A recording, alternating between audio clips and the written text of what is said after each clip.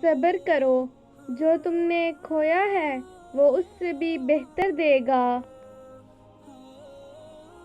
بے سکونی، خدا کی بنائی گئی حدود کو توڑ کر خدا سے ہی بے سکونی کا شکوہ کیوں کرتے ہو؟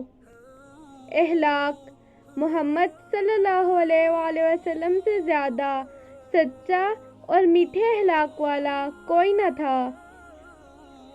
وقت فجر کا تھا اور میں نے اپنا سارا دکھ اپنے اللہ کو سنا دیا۔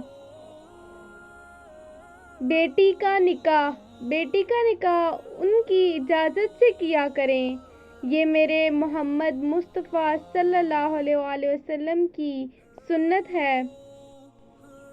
نکاح اللہ کا بنایا ہوا سب سے خوبصورت اور پاکیزہ رشتہ ہے۔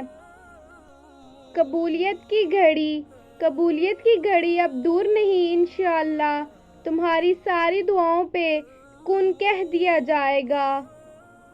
اللہ سنے گا، تم سمندر کی گہرائی سے پکارو گے، اللہ وہاں بھی تمہاری سنے گا۔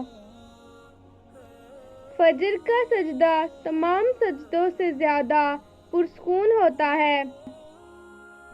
اللہ کافی ہے، اللہ تمہارے دشمنوں کو خوب جانتا ہے اور تمہاری حمایت اور مدد کے لیے اللہ ہی کافی ہے۔ دعا، جن لوگوں کی تنہائیاں پاک ہوتی ہیں ان کی دعائیں کبھی رد نہیں ہوتی۔ قبولیت، بات تو ساری تڑپ کی ہے ورنہ وقت تو سارے ہی قبولیت کے ہوتے ہیں۔ گناہوں میں مبتلا رہنے سے بندہ عبادت کی لذت سے محروم رہتا ہے۔